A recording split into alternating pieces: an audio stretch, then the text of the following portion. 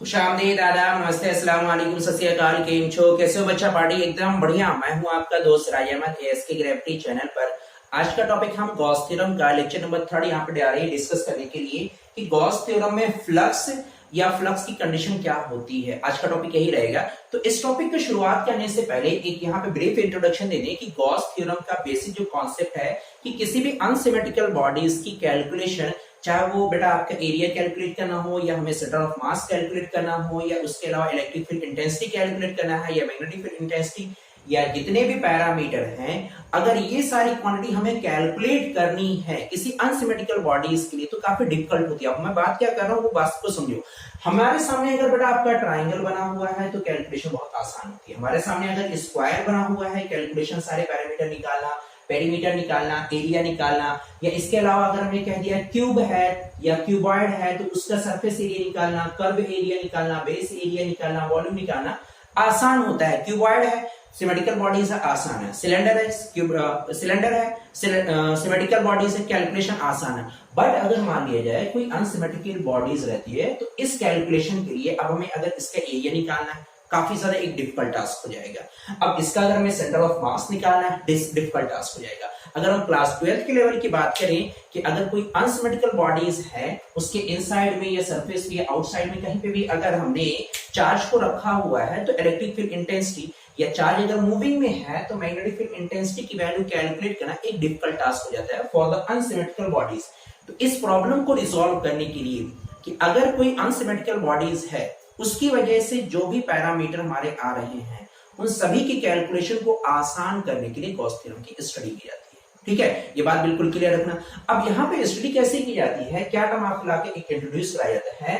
तो एक टर्म आता है बड़ा आपका इसमें, ठीक है, कि अगर हमने किसी भी चार्ज को, पहले एक बात यहाँ पे क्लियर रखना कि अगर हम चार्ज को कहीं भी आइदर बड़ा आपका ये पॉजिटिव चार्ज है या इसके अलावा अगर वो निगेटिव चार्ज है, पॉजिटिव है या निगेटिव है, तो हमेशा उस चार्ज के चारों तरफ एक फील्ड बनती है जिसको हम इलेक्ट्रिक फील्ड कहते हैं और उस फील्ड की स्ट्रेंथ को इंटेंसिटी ऑफ इलेक्ट्रिक फील्ड कहते हैं। क्या कह रहे हैं बेटा आपका कि अगर वो पॉजिटिव चार्ज है तो इसके सराउंडिंग में एक बड़ा आपका स्पेस होता है, एक एरिया होता है, एक जगह होती है कि अगर हम उस जगह के पास कोई भी अगर हम चार्ज पार्टिकल लेके आएंगे तो या तो ये इसको अट्रैक्ट करेगा या तो ये बड़ा इसको रिपल करेगा।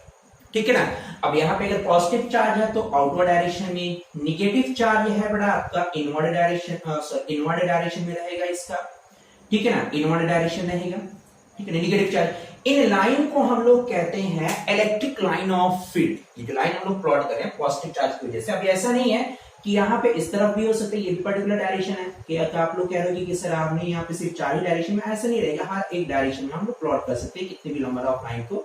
ठीक है ना, किसी एक पॉइंट से इनफाइनाइट नंबर ऑफ लाइन हम लोग हमेशा प्लॉट कर सकते हैं। कोई काउंटेबल नहीं होते बेटा, आपके इनफाइनाइट नंबर ऑफ लाइन हमारी प्लॉट हो जाएगी बस। ठीक है, ये बात बिल्कुल ऐसे इस तरीके से भी।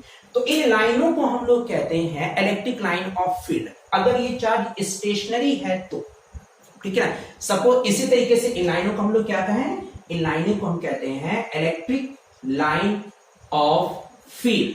ये बात बिल्कुल क्लियर रखना बेटा आपका, किसी चार्ज के चारों तरफ का। पॉजिटिव है, अगर पॉजिटिव होगा तो पॉजिटिव की वजह से क्या रहेगा आपका आउटवर्ड होगा, और अगर निगेटिव है तो निगेटिव की वजह से आएगा बेटा आपका कैसा, inward electric line of field होगी बेटा आपका, इनवर्ड होगी, अंदर की तरफ होगी। ठीक है, अलग अलग डायरेक्शन सभी से, इनको हम लोग इलेक्ट्रिक लाइन ऑफ फील्ड कहते हैं। बट अगर मान लीजिए इसी के सिमिलर अगर हमने कोई मैग्नेट ला के रखा हुआ है, फॉर एग्जांपल अगर हमने मान लिया मैग्नेट रखा हुआ है, ठीक है, मैग्नेट, तो इस मैग्नेट में आपका हमेशा always north and south pole होते हैं, हमेशा नॉर्थ एंड साउथ पोल इसमें होते हैं, हमेशा साथ में एग्जिस्ट करते हैं। ये चीज भी हम लोग डिस्कस करेंगे कभी। ठीक है, कि साथ में एग्जिस्ट करते हैं। कभी भी अगर हम मैग्नेट को नंबर ऑफ पीसेस में ब्रेक कर दें तो ऐसा नहीं रहेगा कि वो मैग्नेट आपका हमेशा नॉर्थ पोल अलग हो जाए और साउथ पोल अलग हो जाए, ऐसा कभी नहीं होगा, दोनों साथ में एग्जिस्ट करते हैं। ये बात बिल्कुल क्लियर रखना।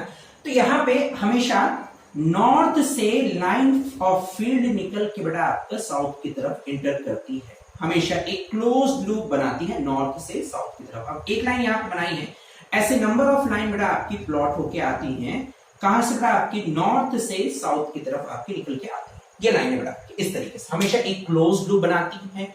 ठीक है ना, पहले एक बात। और दूसरी नॉर्थ से साउथ की तरफ ऑलवेज ट्रेवल करती है, ऐसा नहीं होगा साउथ से नॉर्थ की तरफ, ऐसा नहीं हो सकता। दूसरी कंडीशन, कभी भी ये लाइन आपको दिख रहा होगा कि यहाँ पर कि लाइनें कभी एक दूसरे को इंटरसेक्ट नहीं करती, एक दूसरे को कभी काटती नहीं है, एक दूसरे से अंदर से कभी नहीं जाती, ऐसा कभी नहीं रहेगी। टॉपिक को बिल्कुल क्लियर रखना। क्या करें कि मैग्नेटिक लाइन ऑफ फील्ड हमेशा एक क्लोज लूप बनाती है, नॉर्थ से साउथ की तरफ बेटा आपका एक क्लोज लूप बनाती है, कभी भी एक दूसरे को इंटरसेक्ट नहीं करती है। यानी उस कर्व पर हम लोग हमेशा एक टेंजेंट को प्लॉट कर सकते हैं, कभी कोई डिसकंटिन्यूअस पॉइंट हमारा नहीं निकल के आता है, ये बात बिल्कुल क्लियर रखना, ठीक है। तो इन लाइनों को अब कहा जाता है, ये दूसरी लाइन, इन लाइन को हम लोग कहते हैं मैग्नेटिक लाइन ऑफ फील्ड कहते हैं। क्या कहते हैं इसको हमने कहा मैग्नेटिक लाइन ऑफ फील्ड कहते हैं, ये बात बिल्कुल क्लियर रखना। तो चार्ज की वजह से इलेक्ट्रिक लाइन ऑफ फील्ड और एक मैग्नेट की वजह से मैग्नेटिक लाइन ऑफ फील्ड। अब यहां पे एक सवाल, क्या ऐसा हो सकता है कि सिर्फ चार्ज की वजह से ही इलेक्ट्रिक लाइन ऑफ फील्ड आए या मैग्नेट की वजह से सिर्फ मैग्नेटिक लाइन ऑफ फील्ड आए? तो बिल्कुल यह बात यहां पे क्लियर रखना कि जब तक चार्ज स्टेशनरी है, मूविंग नहीं है, बात बिल्कुल क्लियर रखना कि चार्ज जब तक स्टेशनरी है सिर्फ इलेक्ट्रिक फील्ड ही प्रोड्यूस करेगा, हमेशा मैग्नेटिक फील्ड नहीं करेगा। हमने जैसे कहा, क्या ऐसा पॉसिबल है कि चार्ज से सिर्फ इलेक्ट्रिक लाइन और मैग्नेट से हमेशा मैग्नेटिक? नहीं, ऐसा नहीं हो सकता। अगर चार्ज को हमने मोमेंटम दे दिया है, एक सर्टेन वेलोसिटी प्रोवाइड कर दी गई है, तो चार्ज के पास खुद का एक मास होता है, उस मास और वेलोसिटी की वजह से उसके पास मोमेंटम आ जाएगा। मोमेंटम आने की वजह से उसके पास एक पोटेंशियल, उसके पास मैग्नेटिक लाइन ऑफ फील्ड आ जाएगी, यानी मैग्नेटिक प्रॉपर्टी उसके पास आती है, ठीक है ना, ये बात बिल्कुल क्लियर रखना। तो अब यहां पे हमने जैसे बताया इलेक्ट्रिक लाइन ऑफ फील्ड और हमने डिस्कस किया मैग्नेटिक लाइन ऑफ फील्ड, ठीक है क्लास। ओके, बाद अब हमारा टॉपिक है अगला कि फ्लक्स किसे कहते हैं। ये सारी चीजें अभी आगे के एक टर्म आ जाता है, इसलिए एक्सप्लेन किया है। मैग्नेटिक लाइन ऑफ फील्ड कहा जाता है, इलेक्ट्रिक लाइन ऑफ फील्ड कहते हैं। तो इस टॉपिक को बिल्कुल क्लियर रखना कि इलेक्ट्रिक लाइन ऑफ फील्ड हमारी कैसे होती है और मैग्नेटिक लाइन ऑफ फील्ड हमारी कैसे होती है। अब टॉपिक हम शुरू करते हैं यहाँ पे फ्लक्स का टॉपिक शुरू करते हैं। तो पहले तो एक बात दिमाग में यहाँ पे हमेशा आपको सामने बना रहता है कि फ्लक्स अगर लफ्ज आया है तो ऐसा लगता है कि बिल्कुल कोई एक नया टॉपिक होगा, कोई एक नया ऐसा पार्ट हमें पढ़ने को मिल रहा है। हाँ, बिल्कुल नई बात है कि नया पार्ट है, बट इसका जो इंट्रोडक्शन है वो पहले की क्लासेस में आपको दिया जा चुका है, वो पहले की क्लासेस में है।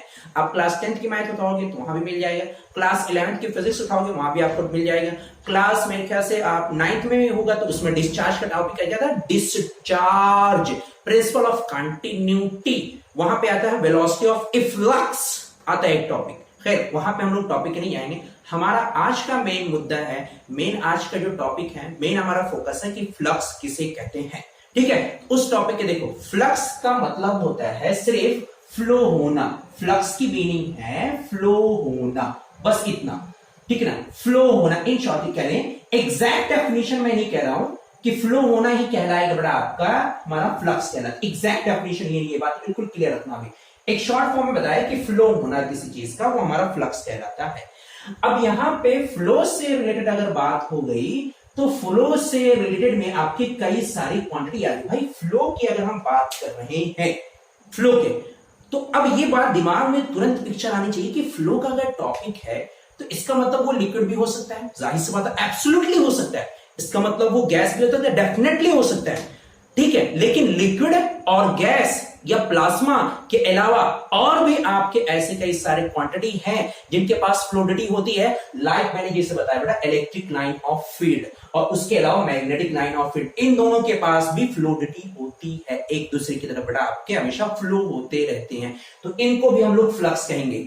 यानी अगर line of electric line of field flow हो रही है तो उसे कहा जाता है इलेक्ट्रिक फ्लक्स, और अगर मैग्नेटिक लाइन ऑफ फील्ड हमारी फ्लो हो रही है किसी भी पर्टिकुलर एरिया से तो उसे हम लोग कहते हैं मैग्नेटिक फ्लक्स। टॉपिक बिल्कुल क्लियर रखना, अगर चार्ज की वजह से electric line of field flow हो रही है तो इसको हम लोग कहते हैं इलेक्ट्रिक फ्लक्स, बट अगर magnetic line of field flow हो रही है किसी मैग्नेट की वजह से या मूविंग चार्ज की वजह से तो उसको हम लोग कहते हैं मैग्नेटिक फ्लक्स।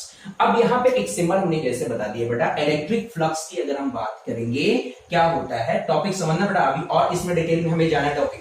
मैंने कहा अभी एग्जैक्ट डेफिनेशन जैसे मैंने बता दी कि फ्लो होना कहलाता है फ्लक्स, ये कंप्लीट डेफिनेशन अभी हमारे नहीं है, अभी हमने टॉपिक को समझना है। इसमें क्या कह रहे हैं देखो, फ्लो का मतलब हमने क्या कह दिया, सो फ्लक्स का मतलब हमने क्या कहा, फ्लो होना। इसका मतलब ये लिक्विड भी हो सकता है, इसका मतलब ये लिक्विड भी हो सकता है, ये गैस भी हो सकता है, या कोई अदर फॉर्म भी हो सकता है। अब ये बात आपको बिल्कुल क्लियर हुई कि हाँ ऐसा है, लिक्विड, गैस या अदर फॉर्म भी उसके पॉसिबल है। अदर फॉर्म के अलावा जैसे मैंने कह दिया इलेक्ट्रिक लाइन ऑफ फील्ड, और हमने कह दिया बात की यहाँ पे मैग्नेटिक लाइन ऑफ फील्ड, ये दोनों टॉपिक हमारे हो सकते हैं। ओके ठीक है। अब यहां पे लिक्विड और गैस का फ्लो होना कब कहलाता है, फ्लक्स। अब इस बात को समझने के लिए देखो, सपोज करिए कि अगर हमारे पास एक पाइप, हम यहाँ पे टॉपिक समझ रहे हैं कि फ्लक्स किसे कहते हैं, ठीक है ना। हमने मान लिया हमारे पास एक पाइप, और पाइप के अंदर से हम इन साइड से अगर हम लिक्विड फ्लो कर रहे हैं, पानी निकल के बाहर आ रहा है, पानी निकल के बाहर, तो पानी के अंदर बहाव है, ठीक है ना। अब पानी जो आपका निकलेगा वो किसी पर्टिकुलर एरिया से निकल के आ रहा होगा, पर्टिकुलर एरिया से, ऐसा तो नहीं कहीं से भी। अब चाहे टूट गया हो पाइप, ये भी पॉसिबिलिटी है, पाइप फट गया हो, ये भी पॉसिबिलिटी है, या पाइप यूनिफॉर्म हो, बगैर स्टेबल हो, अनस्टेबल ना हो, कहीं पे टूटा ना हो, कैसा भी हो, निकल के बड़ा आपका सीधे एंड से बाहर निकल के आ रहा है, तब भी उसके पास एक क्रॉस सेक्शन से निकल के आएगी। बात बिल्कुल क्लियर है, ठीक है ना, एक बिल्कुल क्रॉस सेक्शन से निकल के आएगी। अब बात समझना, मैंने क्या कहा यहाँ पे, ठीक है ना। मैंने क्या कहा कि अगर हमने मान लिया यहां पर एक पाइप हमने कंसीडर कर लिया, एक पाइप, इस पाइप को हमने एक मतलब नल से यहां पे कनेक्ट कर दिया, हमने नल से यहां पे कनेक्ट किया, सॉरी यहां पे अभी पानी लगा के किए हैं तो हो नहीं रहा पूरा, 2 मिनट 1 मिनट बस हो जाएगा, ठीक है। इंडियन जुगाड़ देखो चलना भी बंद हो गया, चल जा भाई।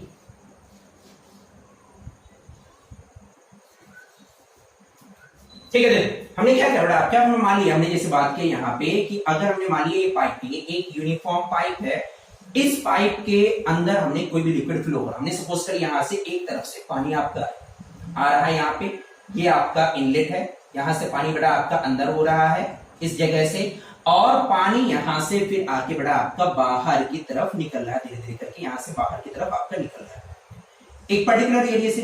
तो अब यहाँ पे देखो क्या कहलाएगा, यहाँ पे कि लिक्विड अगर किसी पर्टिकुलर सेक्शन से निकल के बाहर आ रहा है, यहां से इस क्रॉस सेक्शन से निकल के बड़ा हमारा बाहर, इस जगह से हमारा निकल के बाहर आ रहा हो। अब कई सारे टर्म को यहां पे समझना पड़ा, ये टॉपिक यही फ्लक्स के लिए। एक चीज देखो, अगर यहां पर हमने वेलोसिटी को इंक्रीज कर दिया है, हमने वेलोसिटी को और ज्यादा कर दी, और ज्यादा कर दी, और ज्यादा बढ़ा दिया, तो यहां पर पानी बेटा और ज्यादा इकट्ठा होगा। आपने जो भी टब रखा है, बाल्टी रखा है, ड्रम रखा है, कोई भी चीज, वहां पे क्वांटिटी ज्यादा इकट्ठा होगा। एक दूसरी चीज, यानी जो यहां पे फ्लक्स निकल के आ रहा है या लिक्विड निकल के आ रहा है, पहली चीज वो बेटा आपका वेलोसिटी के ऊपर डिपेंड कर रहा है। किसके ऊपर डिपेंड कर रहा है, वेलोसिटी के ऊपर डिपेंड कर रहा है। एक तो टर्म यहाँ पे है वेलोसिटी ऑफ द लिक्विड या वेलोसिटी ऑफ द फ्लूइड। अब यहाँ पे गैस भी हो सकता है, यहाँ पे लिक्विड भी हो सकता है, इलेक्ट्रिक लाइन ऑफ फील्ड भी हो सकती है, मैग्नेटिक लाइन ऑफ फील्ड भी हो सकती है, या कोई अदर फॉर्मेट भी हमारा हो सकता है। ये बात बिल्कुल क्लियर रखना बेटा, ठीक है। मैंने कहा वेलोसिटी के ऊपर डिपेंड करता है। दूसरा टॉपिक हमारा क्या निकल के आएगा कि अगर हमने यहां से वेलोसिटी के साथ साथ इस पाइप का अगर हमने क्रॉस सेक्शन बढ़ा दिया, इतना ज्यादा हमने क्रॉस सेक्शन कर दिया, अब यहां से निकल के आया, तो अब भी पानी हमारा ज्यादा निकल के आएगा। यानी इसका मतलब ये हुआ कि वो फ्लक्स क्या बेटा आपका फ्लक्स एरिया के ऊपर भी डिपेंड कर रहा है। किसके ऊपर डिपेंड कर रहा है बेटा आपका, एरिया और वेलोसिटी। जैसे जैसे बढ़ाएंगे बेटा वैसे वैसे बढ़ेगा, ठीक है ना। तो अब वेलोसिटी और एरिया, एक टर्म आ जाता है बेटा आपका, इसको कहते हैं डिस्चार्ज। पहले की क्लासेस में आपने नाम सुना होगा डिस्चार्ज, और इसी डिस्चार्ज को बेटा अब कहा जाता है क्लास 12th में फ्लक्स। यानी फ्लक्स हो जाएगा बेटा आपका product of area and velocity. क्यों बेटा आपका यहां पे, क्योंकि जैसे जैसे अगर हम डिस्चार्ज को इंक्रीज कर रहे हैं, डिस्चार्ज को बढ़ा रहे हैं, बढ़ाना चाहते हैं, वो एरिया के साथ बढ़ेगा और वेलोसिटी के साथ भी बढ़ेगा, यानी डायरेक्टली प्रोपोर्शनल में होगा। या आप इसको सीधे लिख सकते हो, discharge Q is equal to area, velocity discharge Q is equal to area, दोनों को एक साथ में रखिए, ये फॉर्मूला हमारा बन के आएगा, ठीक है ना। यानी यहां से हो जाएगा कि फ्लक्स का मतलब बेटा आपका discharge, flux is equal to हो जाएगा बेटा आपका एरिया इंटू वेलोसिटी। ये टर्म हमारा निकल के आया एरिया इंटू वेलोसिटी। अब एग्जैक्ट डेफिनेशन की तरफ आ रहा हूं, ये बात याद रखना, एग्जैक्ट डेफिनेशन की फ्लक्स किसे कहते हैं। अब यहां से निकल के, जैसे मैंने कहा था पहले, फ्लो, किसी चीज का फ्लो होना फ्लक्स कहलाता, बट एग्जैक्टली नहीं कह सकते कि ये टर्म हमारा सही है। यहां से बन के आएगा। अभी कैसे, हमने पहले क्या कहा कि जैसे जैसे आपका किसी भी पार्ट से लिक्विड आपका फ्लो हो रहा है या फ्लूइड आपका फ्लो हो रहा है, वो हमारा कहलाता है फ्लक्स। बट फ्लो का होना या निकलना किसी चीज का दो पैरामीटर के ऊपर डिपेंड कर रहा है, वेलोसिटी के ऊपर भी डिपेंड कर रहा है और एरिया के ऊपर भी डिपेंड कर रहा है यहाँ पे। अब यहाँ पे हमने कह दिया एरिया इंटू वेलोसिटी, तो फ्लक्स इज इक्वल टू हो गया बेटा आपका area, velocity is equal to क्या होता है, डिस्प्लेसमेंट अपॉन टाइम के। Velocity is equal to displacement upon time के। फ्लक्स इज इक्वल टू हो जाएगा बेटा आपका area into displacement, displacement upon time. ये बड़ा आपका निकल गया। अगर थोड़ी देर के लिए ध्यान दो तो ये एक पैरामीटर लिखा हुआ है एरिया इंटू हाइट। हाइट भी हमारी एक डिस्प्लेसमेंट होती है, ये बिल्कुल परपेंडिकुलर डिस्टेंस हो जाती है, ये परपेंडिकुलर डिस्टेंस, यानी बेटा आपका area into height is equal to एक टर्म आ जाता है और इस टर्म को कहते हैं हम लोग वॉल्यूम। क्या कहते हैं, वॉल्यूम पर यूनिट टाइम। अब यहां से निकल के आया कि volume per unit time called as flux, यानी किसी भी क्रॉस सेक्शन से कितना पानी निकला है एक सेकेंड में, the volume flow rate per unit time called as flux. ये बात अब एग्जैक्ट रहेगी बेटा आपका, volume flow rate called as flux या flow of volume per unit time called as flux। दोनों यहां से कैसे थे कि कैसे, अब जाहिर सी बात बेटा आपका, अब आपने माने कहा यूनिट टाइम, यूनिट टाइम एक सेकंड के लिए अगर हम बात करें, कितने के लिए, एक सेकंड के लिए बात करें, 1 सेकंड के लिए, तो यहां पे पानी आपका कम कलेक्ट होगा। आपने टाइम बढ़ा दिया, पानी और ज्यादा यहां से निकल के आएगा। आपने टाइम और बढ़ाया, भाई आपने 2 सेकंड के लिए नल को खोला था तो पानी थोड़ा सा निकला, आपने 1 मिनट के लिए नल खोल कर दिया, पानी और ज्यादा निकलेगा। आपने 2 घंटे के लिए पानी पूरा का पूरा ड्रम भर जाएगा, पूरी की पूरी टंकी भर जाएगी, हो जाएगी कि नहीं बेटा, क्या करें। इसका मतलब बेटा आपको कह रहा है हमने क्या किया, डिस्चार्ज को हम इंक्रीज कर दे रहे हैं टाइम के रिस्पेक्ट में, ठीक है ना। तो इसी टर्म को कहा जाता है अब फ्लक्स, यानी volume flow rate called as flux. बेटा अब याद रखना यहां पे वॉल्यूम फ्लो रेट, तो फ्लक्स के लिए बेटा अब एक सिंबल आता है, ठीक है ना। क्या लिखेंगे हम लोग फ्लक्स को, अब एग्जैक्ट डेफिनेशन देखो बेटा, फ्लक्स हो जाएगा, डिनोट करते हैं बेटा हम लोग फाई। ये बेटा आपका कहलाता है वाईफाई, मत समझना भाई, आप लोग का तो दिमाग पता नहीं कहां तक काम कर जाता है। फाई ये होता है बेटा आपका फाई, और फाई इज इक्वल टू होता है बेटा वॉल्यूम फ्लो रेट। क्या कहेंगे, volume flow rate called as, क्या कहलाएगा बेटा आपका, कॉल्ड एज फ्लक्स। बात समझ में आई कि नहीं यहाँ पे। अब यहाँ पे जैसे हमने शुरुआत में भी टॉपिक डिस्कस किया था कि अगर वो इलेक्ट्रिक लाइन ऑफ फील्ड है तो कहलाएगी हमारी इलेक्ट्रिक फ्लक्स। अगर यहां से इलेक्ट्रिक लाइन ऑफ फील्ड हमारी गुजर रही है तो क्या कहलाएगी, electric flux. If the magnetic line of field passing through any particular area per unit time called as magnetic flux.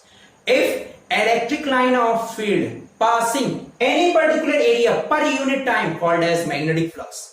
Electric line of field हो तो electric flux, magnetic line of field है मैग्नेटिक फ्लक्स, बट दोनों में difference है। हमने बात बिल्कुल बता चुके हैं इसके पहले कि इलेक्ट्रिक लाइन की कॉन्सेप्ट अलग होता है, मैग्नेटिक लाइन का कॉन्सेप्ट अलग होता है, दोनों का सेपरेट है, ठीक है ना। कुछ सर्टेन कंडीशन आती है, खैर वो बाद में डिस्कस किया जाएगा।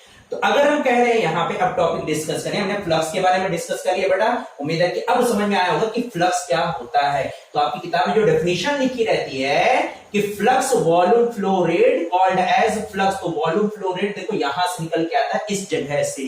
ये बात बिल्कुल क्लियर रखना कि ये कैसे निकल के आता है, volume flow rate called as flux. ये टॉपिक बिल्कुल आता है, याद रखना, ठीक है ना। अब यहां पे हमने कह दिया, अगर हम कह रहे हैं इलेक्ट्रिक फ्लक्स की बात कर रहे हैं, क्या कह रहे हैं बेटा आपका, इलेक्ट्रिक फ्लक्स की बात कर रहे हैं, तो इलेक्ट्रिक फ्लक्स के लिए बेटा देखो इलेक्ट्रिक है और आपका फ्लक्स, तो इलेक्ट्रिक फ्लक्स के लिए बेटा हम लोग यूज करते हैं यहां पे सिंबल, फ्लक्स के लिए फाई, इलेक्ट्रिक के लिए बेटा आपका ई, क्या रहेगा, ई। अगर हम यहां पे बात करें मैग्नेटिक फ्लक्स की बात करें, किसकी बात करें, मैग्नेटिक फ्लक्स की अगर हम बात कर रहे हैं तो मैग्नेटिक फ्लक्स देखो फिर से वही देखो बेटा आपका टॉपिक, फ्लक्स का टर्म आ रहा है, तो फ्लक्स के लिए बेटा हमने लिखा यहाँ पे फाई, यहाँ पे मैग्नेटिक टर्म का टर्म आ रहा है बेटा, तो मैग्नेटिक बेटा याद रखना लिखते हैं हम लोग बी। क्या टर्म लिखेंगे? बी लिखेंगे, याद रखना क्या टर्म लिखेंगे? बी लिखेंगे। इलेक्ट्रिक फ्लक्स के लिए क्या टर्म लिखेंगे? ई लिखेंगे बेटा, बिल्कुल क्लियर रखना है, क्या लिखेंगे? ई। इलेक्ट्रिक फ्लक्स का मतलब ई, मैग्नेटिक फ्लक्स का मतलब बी, याद रखना ये टॉपिक, ठीक है ना। अब E is equal to phi E, electric flux का हम बेटा बिल्कुल बात करेंगे, बस इसी के ऊपर अभी फोकस रहेगा, गॉस थ्योरम में मैग्नेटिक फ्लक्स के ऊपर नहीं, बस फॉर्मूला यहाँ पे याद रहेगा। क्या हमने क्या बताया था बेटा? यहाँ पे क्या आता है?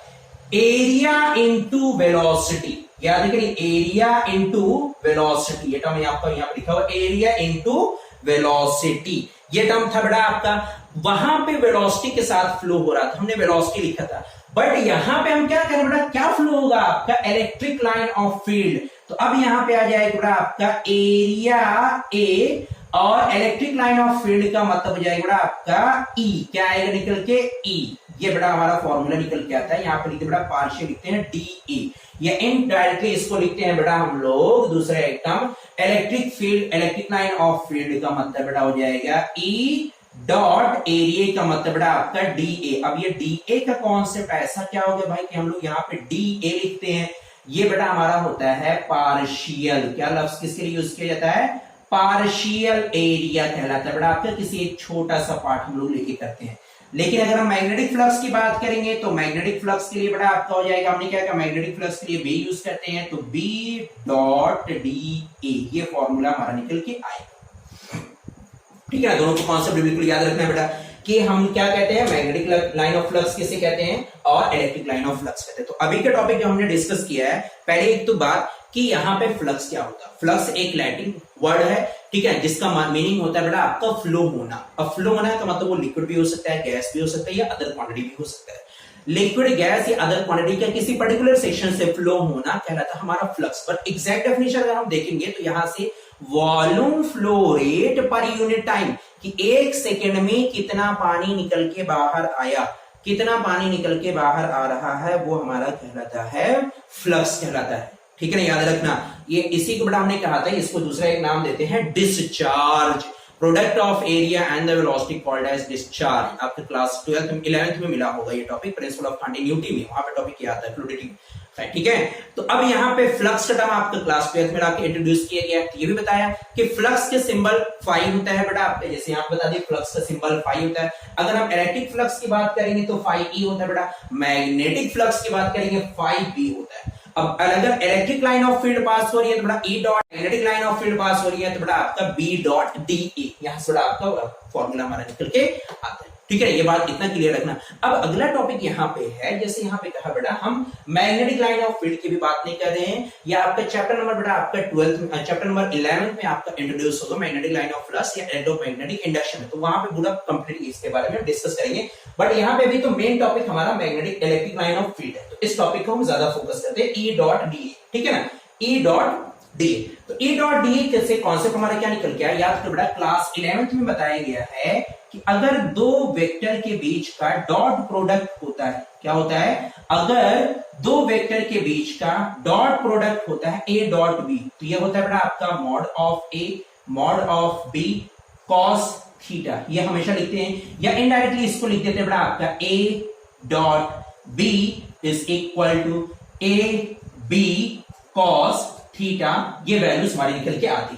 तो यहां पे देखो ई डॉट डी है, ई की बड़ा आप सपोज कर लो आपको यहाँ पे ए दिए, ये देखो, तो जब मैच कराएंगे बेटा आपका हमारा फाई ई यानी electric flux is equal to क्या हो जाएगा बेटा आपका E D A cos theta, ये वैल्यूज हमारी निकल के आएगी। ये टॉपिक कितना समझना बेटा, अभी कई सारी चीजें इसमें रह गई हैं, जैसे हमने यहाँ पे एक टर्म आपका आ गया है, दिखने में थोड़ा सा अटपटा लग रहा होगा कि ये जो पार्ट हमारा थीटा आया है ये क्या रिप्रेजेंट कर रहा है, ये टॉपिक आपका अभी रह गया बेटा कि ये थीटा कहां से आ गया है। तो उम्मीद करता है अगर यहां तक टॉपिक अभी समझ में आया तो इसके बाद को भी टॉपिक हमें समझ में जरूर आएगा कि थीटा क्या होता है। एक चीज यहां बच्चों के सामने कंफ्यूजन रहता है कि भाई अगर इलेक्ट्रिक लाइन ऑफ फील्ड है तो देखो हम क्या कह रहे हैं कि अगर यहां से इलेक्ट्रिक लाइन ऑफ फील्ड निकल के आ रही है बेटा तो ये इलेक्ट्रिक फील्ड हो गया, ये एरिया हो गया, थीटा उन दोनों के बीच का एंगल होता है। मान लो बेटा ये एरिया आपका हो गया, ये इलेक्ट्रिक फील्ड हो गया, तो दोनों के बीच का एंगल 90 डिग्री, ये इलेक्ट्रिक फील्ड हो गया बेटा, ये एरिया हो गया, दोनों पैरेलल हो गए, तो तो अब हो जाएगा बेटा आपका, ये कह देंगे आपका क्या कहलाएगा, एंगल थीटा कहलाएगा। बल्कि ये बिल्कुल ही गलत है, ऐसा नहीं रहता है बेटा।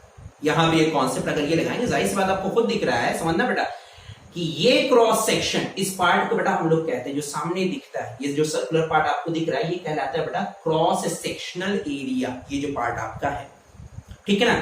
तो यहां से अगर इलेक्ट्रिक लाइन ऑफ फील्ड आ रही है, तो इलेक्ट्रिक लाइन ऑफ फील्ड और ये area, electric line of field area, electric line of field area, electric line of field area, दोनों बेटा आपके परपेंडिकुलर हैं। कितना एंगल बना रहे हैं, परपेंडिकुलर। ये बेटा आपका इलेक्ट्रिक लाइन ऑफ फील्ड, ये बेटा आपका एरिया। एंगल कितना बना रहे हैं, 90 डिग्री का एंगल बना रहे हैं। यहाँ पे कितना एंगल बना रहे हैं, 90 डिग्री का। तो फ्लक्स तो आपका होगा नहीं, क्योंकि cos 90 जीरो हो जाएगा। अब यहाँ पे कॉन्सेप्ट याद रखना कि जो एंगल होता है बेटा वो किसके बीच में होता है, ये क्रॉस सेक्शन है बेटा आपका, और इस क्रॉस सेक्शन से मैं एक चीज यहाँ पे देख रहा हूं, समझाने के लिए वो मिल जाए, ठीक है।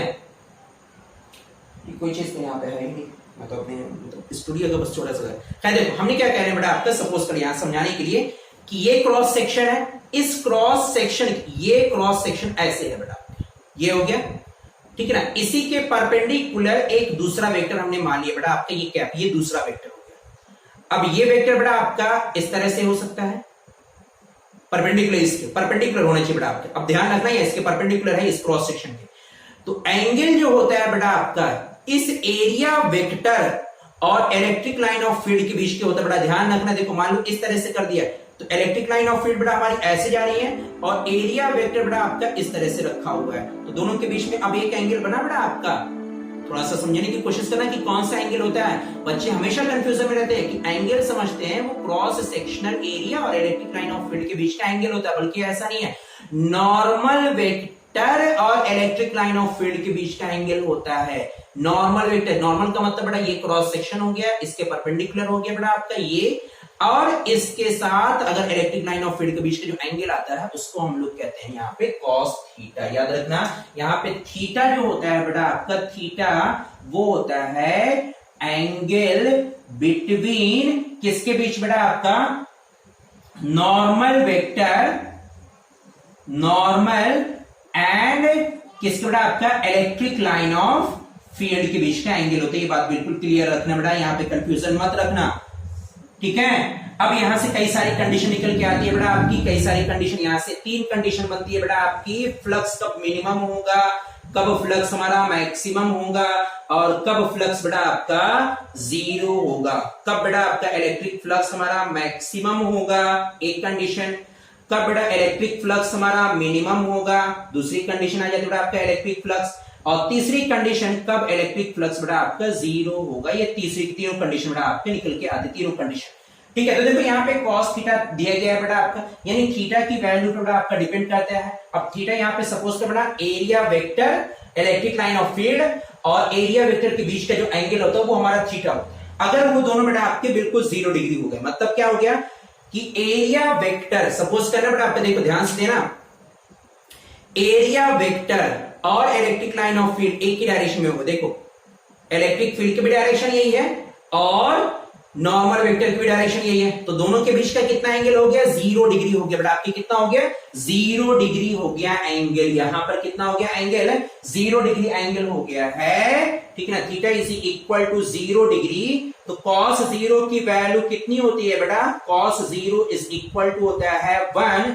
तो अब cos 0 अगर यहां पे लाके रखोगे, cos 0 यानी E dA cos 0 is equal to E dot dA, ये बेटा हमारा मैक्सिमम इलेक्ट्रिक फ्लक्स निकल के आएगा। अगर हम चाहते हैं 0 बेटा आपका, तो थीटा की वैल्यू अब यहां पे 90 डिग्री होगी, cos 90। तो cos 90 कितना हो जाएगा बेटा आपका, cos 90 हो जाएगा 0 डिग्री। तो फ्लक्स, इलेक्ट्रिक फ्लक्स की वैल्यू कितनी हो जाएगी बेटा आपकी, इलेक्ट्रिक फ्लक्स की वैल्यू हो जाएगी हमारी कितनी बेटा आपका, 0 पूरा, क्योंकि cos 90 यहाँ पे 0, पूरा टर्म हमारा 0 हो जाएगा। मिनिमम के लिए क्या रहेगा बेटा आपका, अगर हमने थीटा की वैल्यू 180 डिग्री कर दी, तो cos 180 डिग्री की वैल्यू हो जाएगी बेटा आपका, कितना होती है यहाँ पे, -1 आइए, कितना आएगा, -1। तो यहां से इलेक्ट्रिक फ्लक्स की वैल्यू हो जाएगी बेटा आपका, कितनी आएगी वैल्यूज निकल के, E dot E dA, minus में बड़ा याद रखना, माइनस दिखना मत भूलना, माइनस EDA cos 90 cos 180 की वैल्यू, ठीक है। तीनों कंडीशन याद रखना तो हमारा कंप्लीट हो पाएगा बेटा, ठीक है। अब यहां पे तो अभी हमने कंडीशन के बारे में बात, बट हमेशा कभी भी अगर बेटा आप पढ़ाई कर रहे हो, ये बात बिल्कुल क्लियर रखना, बिल्कुल फैक्ट बता रहा हूं, ठीक है, कि कभी भी अगर कोई भी टर्म आप पढ़ रहे हो, जैसे यहाँ पे आप फ्लक्स के बारे में पढ़े, आपने टॉर्क के बारे में पढ़ा, आपने डाइपोल के बारे में पढ़ा, इसके अलावा आप फोर्स के बारे में पढ़ रहे हो, या kinetic energy, potential energy, Coulomb's law, या किसी भी परमिएबिलिटी, ठीक है ना, टॉर्क, किसी भी टर्म के बारे में पढ़ रहे हो, हमेशा 5 चीजों के बारे में हमेशा याद रखना। 5 चीजें बेटा जो एग्जाम में हमेशा पूछी जाती है, छोटी छोटी चीजें बेटा, 5 चीजें, डेफिनेशन बिल्कुल होती है, बिल्कुल याद ही रखना। पहले एक चीज तो उसकी डेफिनेशन, हमेशा पहले एक तो उसकी डेफिनेशन याद रखना, दूसरा उसका फॉर्मूला, तीसरा उसकी यूनिट, और चौथा उसका डायमेंशनल फॉर्मूला, पांचवा कैसी क्वांटिटी वो है। तो ये 5 टर्म बेटा हमेशा याद रखना। कौन कौन सा? उसका डिफिनीशन, उसका फॉर्मूला, उसकी यूनिट, उसका डायमेंशनल फॉर्मूला, और कैसी क्वांटिटी है। सवाल में अगर एग्जाम में डायरेक्ट क्वेश्चन आता है या इनडायरेक्ट, तो मोस्टली इसी के ऊपर बेस्ड होता है। ये बात बिल्कुल क्लियर रखना, ठीक है, ये बात याद रखना। तो यहां पे तो अभी हमने फ्लक्स, इलेक्ट्रिक फ्लक्स की डेफिनेशन और इलेक्ट्रिक फ्लक्स की डेफिनेशन, इलेक्ट्रिक फ्लक्स का फॉर्मूला, और अभी हमने सिर्फ डिराइव किया है कंडीशन। बट यहां पे अभी ना तो यूनिट की बात आई, ना ही डायमेंशनल फॉर्मूले की बात आई, और ना ही इसके अलावा क्वांटिटी की बात आई कि कैसी क्वांटिटी ये है। तो तीनों के बारे में यहां पे बता दे बेटा आपका कि पहले तो एक चीज बिल्कुल क्लियर रखना, फ्लक्स के लिए हमने यहां पे देखो तो एक पर्टिकुलर डायरेक्शन यहां पे फिक्स होता है बेटा आपका। फ्लक्स का एक पर्टिकुलर डायरेक्शन फिक्स होता है, एक डायरेक्शन बेटा आपका फिक्स होके फ्लो होगा, एक डायरेक्शन इसका फिक्स है बेटा, ठीक है, एक डायरेक्शन इसका फिक्स है। तो पहले एक चीज हमने डेफिनेशन हमने पढ़ा, बता दी बेटा, आपका डेफिनेशन हो गया, हमने क्या कहा, डेफिनेशन डन, डेफिनेशन के अलावा फॉर्मूला डन, इसके अलावा बेटा और क्या हमने कहा था, यूनिट अभी पेंडिंग है बेटा, क्वांटिटी अभी पेंडिंग है ये भी, और डायमेंशनल फॉर्मूला ये पेंडिंग कर लेता हूं। तो लास्ट का टॉपिक है बेटा आपका, थोड़ा सा और हिम्मत बचा कर रखो, ठीक है ना। देखो क्या करना हमें, यूनिट के लिए बेटा आप यहीं से निकाल के लेके आओ, यूनिट यहीं से निकल के आएगी। तो 5 यानी इलेक्ट्रिक फ्लक्स की यूनिट होती है बेटा आपकी इलेक्ट्रिक फ्लक्स। क्या यूनिट आएगी बेटा आपका, देखो मैं इलेक्ट्रिक फील्ड की यूनिट यहां से देखो, ई डॉट डी ए, ये वैल्यूज हमारी दी गई बेटा आपका, ई डॉट डी, ई की यूनिट होती है बेटा आपका न्यूटन पर कूलॉम, और एरिया की यूनिट होती है बेटा आपका मीटर स्क्वायर, इसकी यूनिट हो जाएगी बेटा आपका न्यूटन मीटर स्क्वायर पर कूलॉम। सी फॉर कूलॉम होता है बेटा, ये याद रखना। ओके क्लियर, ये हमारी एक यूनिट निकल के आ गई बेटा आपका इलेक्ट्रिक फ्लक्स की, ठीक, यूनिट एक और निकल के, एक यूनिट निकल के आ गई, याद रखना, ये इलेक्ट्रिक फ्लक्स की यूनिट निकल के आ गई।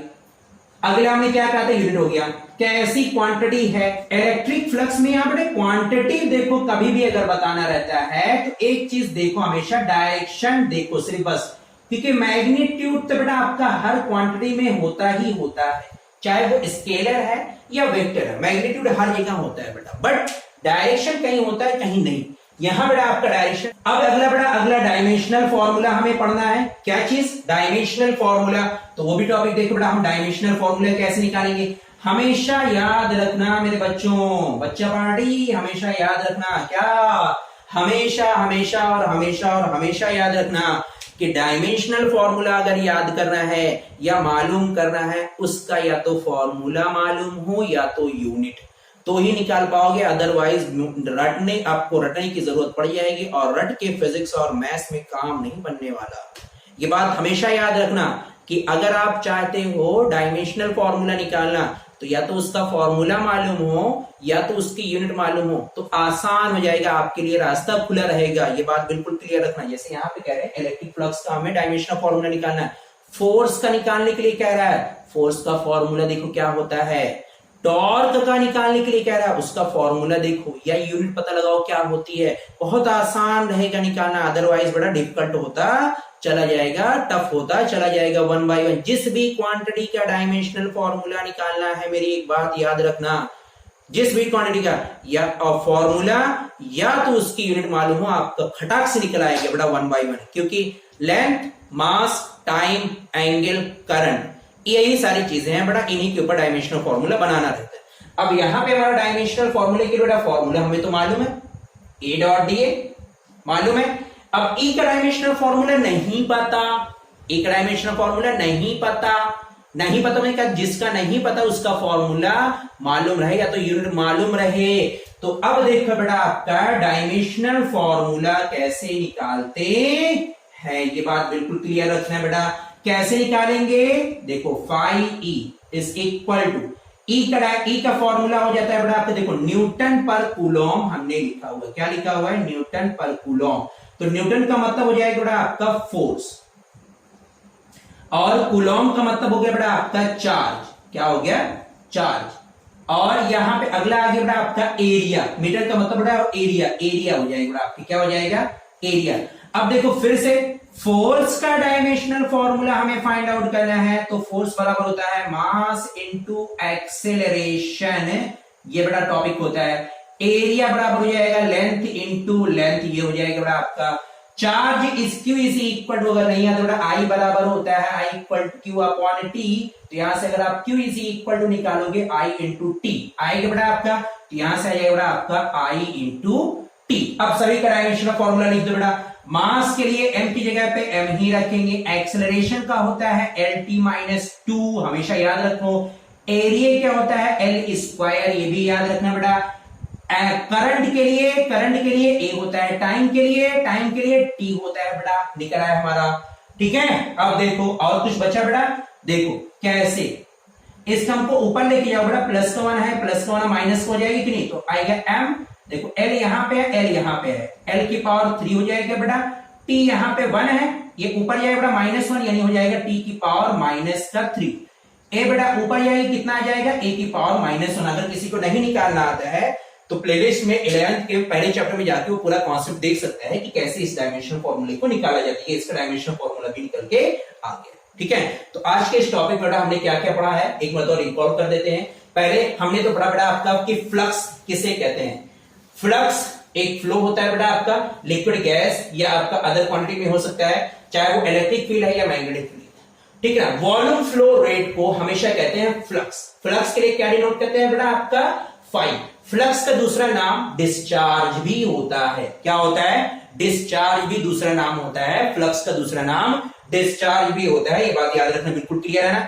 फ्लक्स का दूसरा नाम डिस्चार्ज भी होता है। क्या होता है, डिस्चार्ज भी होता है फ्लक्स का दूसरा नाम। ठीक है, उसके अलावा हमने बात की बेटा आपका इलेक्ट्रिक फ्लक्स और मैग्नेटिक फ्लक्स। चार्ज की वजह से इलेक्ट्रिक फील्ड और इलेक्ट्रिक फ्लक्स, मैग्नेटिक की वजह से मैग्नेटिक फील्ड या मूविंग चार्ज आएगा, तभी हमारा मैग्नेटिक फ्लक्स हमारे निकल के आएगा। फिर कंडीशन हमने कब मिनिमम होती है बेटा आपका, कि फ्लक्स, इलेक्ट्रिक फ्लक्स हमारा अगर हम मिनिमम चाह रहे हैं, मिनिमम का मतलब कम से कम हो बेटा आपका, तो हम थीटा की वैल्यू डेफिनेटली 180 डिग्री पर रखेंगे। ठीक है ना, क्योंकि कॉस 180 डिग्री की वैल्यू हो जाती है बेटा आपका -1।